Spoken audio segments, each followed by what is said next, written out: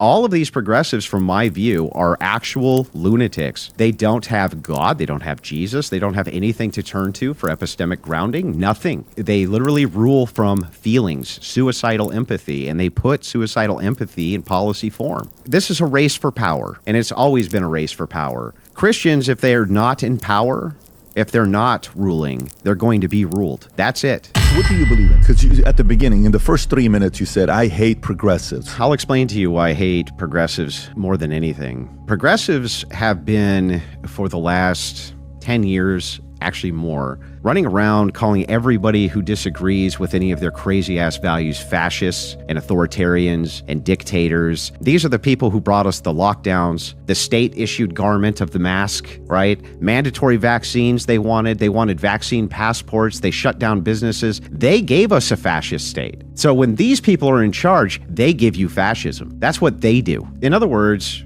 here's the way I view the world. Christians, if they are not in power, if they're not ruling, they're going to be ruled. That's it. So if that's the case, and that is the case, we live in a democracy which is full of structured power blocks. Everything is a power block. And because of that, you're going to be ruled by a power block, or you're going to rule a power block. This idea that Christians shouldn't be in charge, I think, is insane. And I think it comes from a bizarre libertarian ethos that makes no sense, where the idea here is you can be a Christian, but you can't govern using Christian ethics. And it's like, well, yeah, you can. And yes, you should. You absolutely should be able to govern using Christian ethics. That's the only way you should govern, is from your ethical purview, in fact. And if you're not governing, if Christians aren't in charge, somebody else is going to be in charge of them. And so this is a race for power, and it's always been a race for power. And for some reason, Christians have been convinced to give their power up. And one of the core seats of my message is that they shouldn't do that, and instead should do everything they can to maintain political power. That's the non-apologetics branch.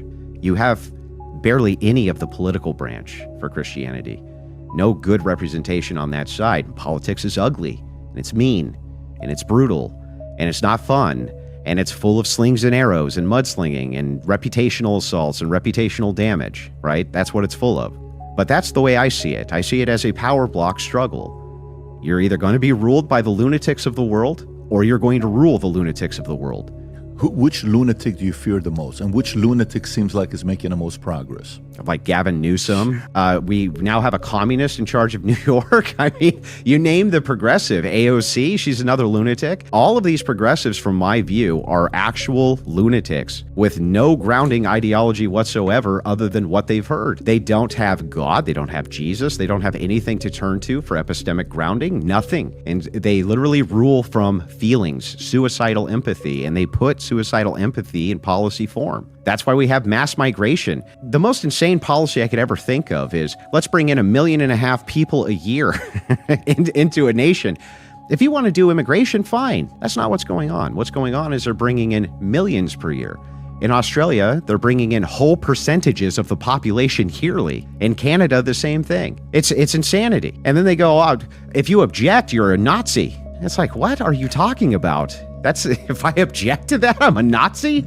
You're going to bring in people who don't have a type of American drive. They don't have the same values. They don't have the same anything. They go, why is it that the fringe right is making such momentum? How can you have guys like Nick Fuentes making such momentum? And it's like, he's a product of you. How come his message's time has come? It's like, because of you. It was really funny. Fuentes used to say, America first is inevitable, and people would scoff, right? And then the left made it inevitable.